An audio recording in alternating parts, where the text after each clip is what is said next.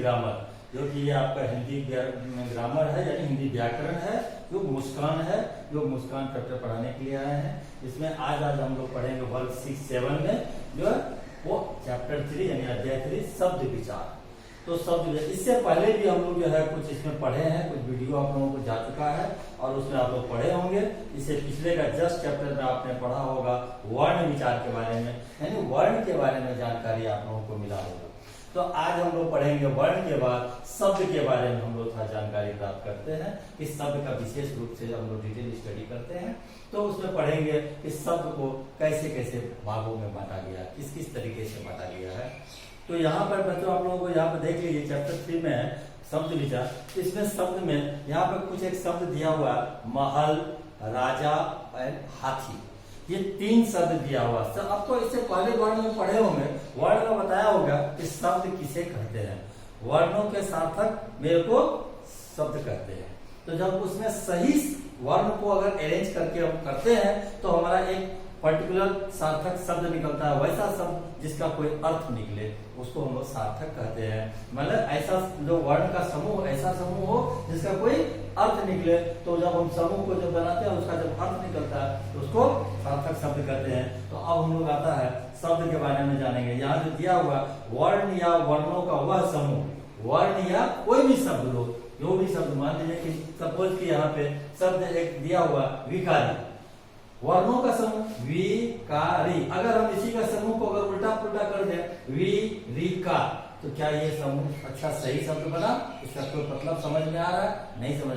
ऐसा शब्द जिसका कोई मतलब समझ में आवे, उसका कोई मीनिंग समझ में आवे।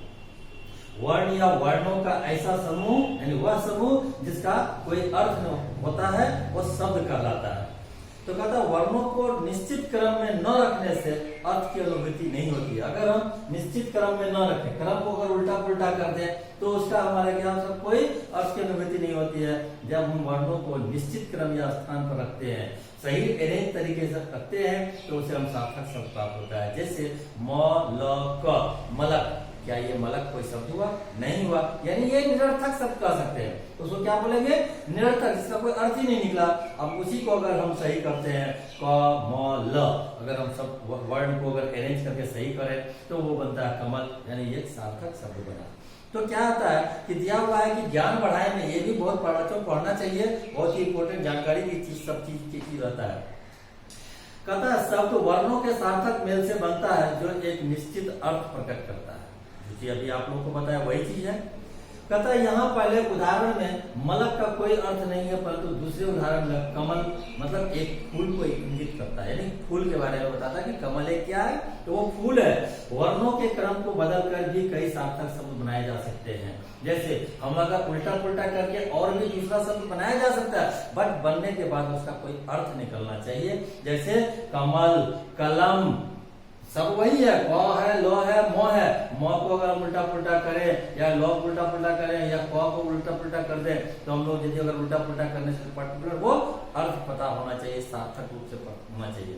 शब्दों को वर्ग जो है, शब्दों को कैसे कैसे करके बांटा गया है। शब्द को एक्चुअली जो है शब्द को 4 प्रकार से बांटा गया है। अर्थ के आधार पे, उत्पत्ति के आधार पे, रचना के आधार पे एंड प्रयोग के आधार पे, 4 शब्द के आधार पर बांटा गया है। सब किसी भी शब्द का अर्थ होता है, किसी भी शब्द का जो आया वो कहाँ से आया, शब्द की रचना कैसे हुई, शब्द का प्रयोग हम कहाँ कहाँ करेंगे, कैसे कैसे शब्द वाक्यों में करेंगे, उसका प्रयोग के आधार पर दिया हुआ है। उसको इस शब्द को कहाँ प्रयोग करेंगे, तो उसको 4 आधार पे बांटा गया। किस आधार पे? 4 बेस पे बांटा गया शब्द को।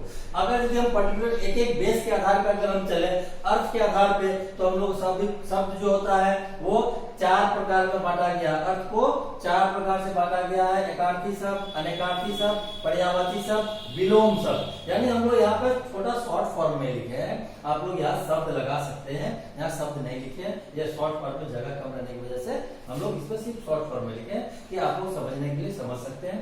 एकार्थी, अनेकार्थी, पर्यायवाची एंड विलोम, ये 4 शब्द है जिसमें कि आप लोगों को अर्थ के आधार पर। अब एक एक करके अगर हम अर्थ के बारे, एकार्थी के बारे में जाने, एकार्थी शब्द कहेंगे किसको, तो कहता है कि एक ही अर्थ वाले शब्द एकार्थी शब्द कहलाता है, यानी ऐसा शब्द जिससे सिर्फ एक ही अर्थ निकले और कोई दूसरा अर्थ ना निकले। हम हिंदी में पढ़ रहे हैं इंग्लिश के बारे में, यानी दीवार, दीवार में सिर्फ दीवार ही जानते हैं और हम लोग इंग्लिश में उसको वॉल जानते हैं, बट दीवार को और किसी चीज से हम लोग नहीं जानते हैं। जैसे ईंट, ईंट हम लोग इंग्लिश जानते हैं बट ईंट को और किसी दूसरे शब्दों से नहीं जानते हैं। उसका एक ही शब्द है एकार्थी, जिसका एक अर्थ वाला शब्द। अनेकार्थी का मतलब है एक से अधिक अर्थ वाला शब्द, एक से अधिक वाला शब्द, जिसमें एक अर्थ निकलता है, इसमें एक से अधिक अर्थ निकलता है एक शब्द का।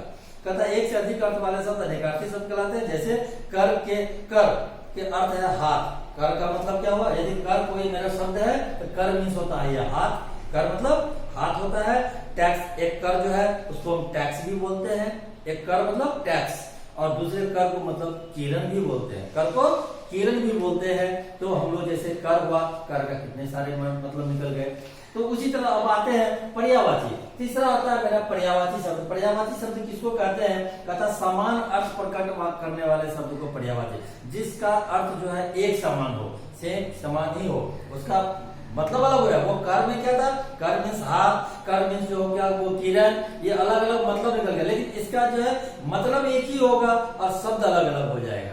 तो उसके पर्यायवाची एक ही शब्द को हम बहुत सारे शब्दों के नाम से जाने जाते हैं। जैसे किसी पर्टिकुलर एक लड़के का अगर नाम होता है, उस नाम को हम, लड़का एक ही होता है, उसका नाम 5 होता है, 4 होता है, 3 नाम होता है, 2 नाम होता है, तो एक ही आदमी का नाम होता है। तो उसी तरह से ऐसा शब्द जिसको कि हम विभिन्न शब्दों के नाम से जानते हैं, उसको पर्यायवाची शब्द कहते हैं। यानी उसका हुआ समान अर्थ प्रकट करने वाले शब्दों को पर्यायवाची शब्द कहते हैं। जैसे जल, जल का पर्यायवाची जल मतलब जल हुआ, तो जल को हम वारी भी बोलते हैं, जल को हम लोग वारी भी बोलते हैं, नीर भी बोलते हैं, जल को सलील भी बोलते हैं। तो ये जल का पर्यायवाची शब्द हो गया, यानी इसको हो गया हम लोग पर्यायवाची। अब आता है दूसरा शब्द, मतलब अर्थ के आधार पे विलोम शब्द आता है। चौथा आता है विलोम शब्द। विलोम शब्द किसको कहते हैं, जिसका उल्टा, विलोम मीन्स ही होता है उल्टा, यानी उल्टा अर्थ देने वाले को विलोम शब्द कहते हैं, यानी विपरार्थक शब्द भी बोल सकते हैं।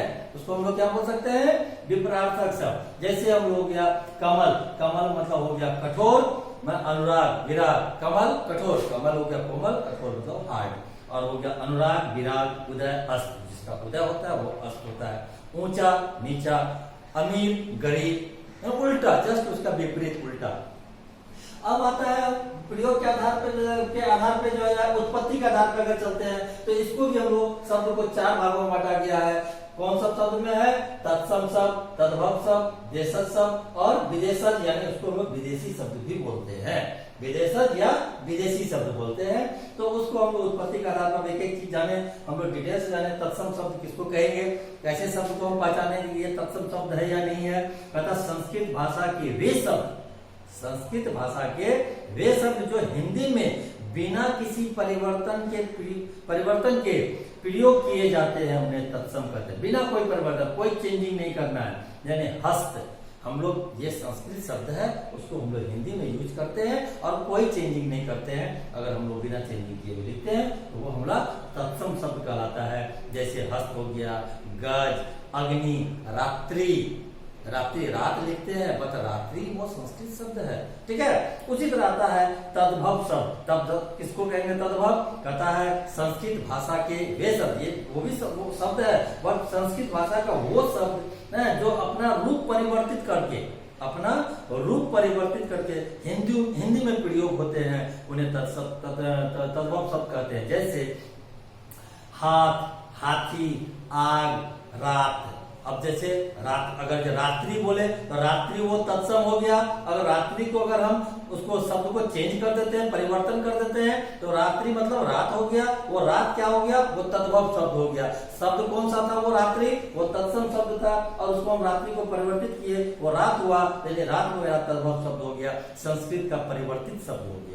अब हम लोग यहाँ पर बच्चों, आप लोगों को यहाँ पर कुछ शब्द दिया हुआ है, जो कॉलम दिया हुआ है तत्सम और तद्भव, तो कौन सा शब्द का किस तत्सम शब्द का क्या तद्भव शब्द बनेगा, उसका ये हमारा पूरा चार्ट दिया हुआ है। वो चार्ट बच्चा आप लोग इसको पढ़ें और इसको याद भी करें। आगे जाकर के ये कभी भी ये शब्द आपका कहीं यूज होगा तो आप लोग तुरंत पकड़ सकते हैं कि कौन तत्सम है और कौन तद्भव शब्द है, और किसे हम तत्सम शब्द से कैसे तद्भव शब्द में कन्वर्ट कर सकते हैं। जैसे एग्जांपल में दिया हुआ कर्ण, हम इसको कर्ण भी बोलते हैं। कर्ण मीन्स होता है कान, कर्म, कर्म मीन्स होता है काम। कर्म हो गया तत्सम और काम हो गया तद्भव। अब आते हैं उसी तरह से हम लोग तीसरा शब्द आता है देशज। देशज शब्द किसको कहेंगे? कहता जो शब्द क्षेत्रीय भाषा प्रभाव के कारण, क्षेत्र के प्रभाव के कारण हिंदी में आए हैं और जनता की आम बोलचाल की भाषा में विकसित हुए हैं, उसे देशज कहते हैं। जैसे पगड़ी, लोटा, दिव्या, ये सब जो है मेरा वो क्षेत्रीय भाषा है, क्षेत्र की भाषा में आया है, वो जनता आम बोलचाल की भाषा में हम लोग यूज करते हैं, वो देशज अपने देश की भाषा है। विदेशज शब्द किसको कहेंगे?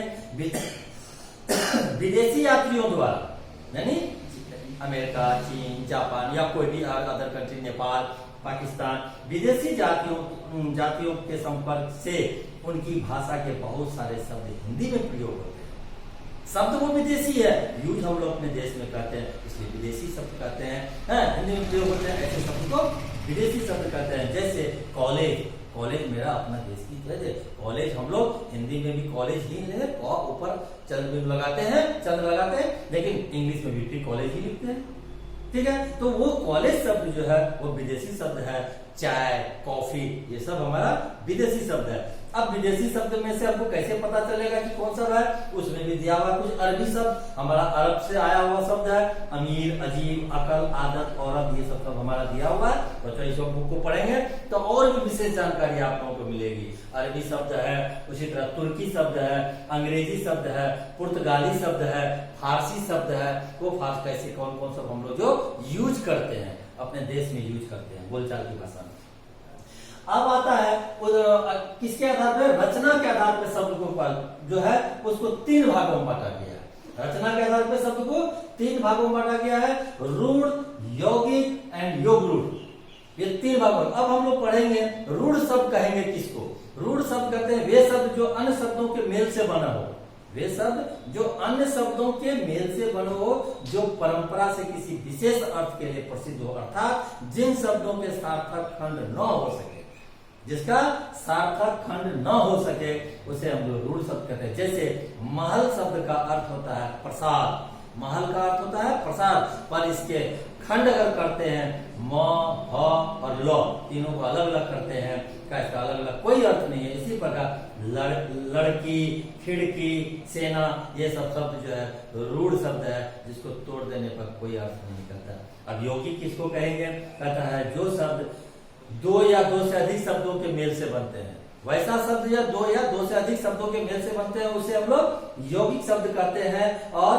उसका अलग अलग करने से भी हमारा अर्थ निकलता है, अलग अलग कर देने पर भी अर्थ निकलता है, उसे हम लोग यौगिक कहते हैं। जैसे स्नान, गृह, यानी स्नान का मतलब भी निकला, गृह का भी मतलब निकला। गृह मेरा तत्सम शब्द हो गया, तो वो कहता है वो तत्सम शब्द स्नान और गृह, स्नान गृह। उसे पाठशाला, पाठ का भी मतलब है, शाला का भी मतलब है। उसी तरह सेनापति, सेना और पति। उसी तरह आता है तीसरा आता है योग रूढ़। योग रूढ़ की वजह किसको कहेंगे? कहता है ऐसे यौगिक शब्द, ऐसे यौगिक शब्द। अब तो देखिए हम लोग रूढ़ पढ़े, यौगिक पढ़े, अब योग रूढ़ पढ़ रहे हैं, तो इसमें कह रहा है कि ऐसे यौगिक शब्द जिनका प्रयोग विशिष्ट अर्थ के लिए होता है, यानी उसका कुछ विशेष अर्थ के लिए प्रयोग में आता है, जैसे उसे योग रूढ़ कहते हैं। जैसे चौपाई, गजानन, दशानन, ये योग रूढ़ शब्द होता है, यानी इसका विशेष रूप से प्रयोग किया, गजानन, ठीक है। उसी तरह आता है चौथा आता है हम लोग प्रयोग के आधार पर शब्दों को कैसे कहा प्रयोग करते हैं। प्रयोग के आधार पर शब्द को 2 भागों में बांटा गया है, एक विकारी शब्द और अविकारी शब्द। तो हम लोग विकारी किसको कहेंगे?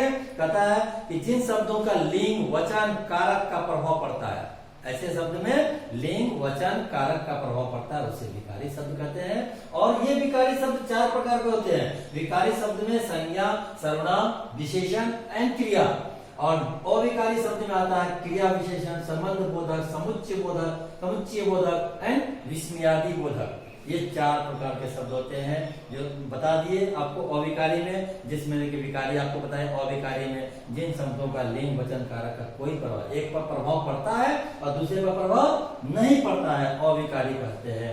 अविकारी शब्द जो होता है वो भी 4 प्रकार का, जब आप लोगों को ये बता दिया गया है। तो बच्चों आप लोग इसको कॉपी में एक बार ऐसी तरह से चार्ट बनाइए और चार्ट बना करके एक एक करके पूरी याद कीजिए। याद कर लेने के बाद आपका हमेशा दिमाग में मेमोरी होगा कि किस शब्द को कैसे कैसे कहेगा, कैसे किसका क्या डिफिनेशन है, कैसे पहचानेंगे शब्द को, ये कौन सा शब्द है।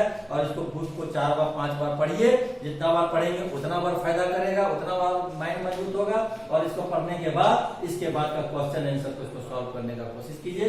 जितना सॉल्व करेंगे पढ़ेंगे उतना अधिक ज्यादा से ज्यादा इसका क्वेश्चन सॉल्व होगा। और नहीं जहां तक नहीं होगा आप लोगों को बनाकर भेज दिया जाएगा। Thank you.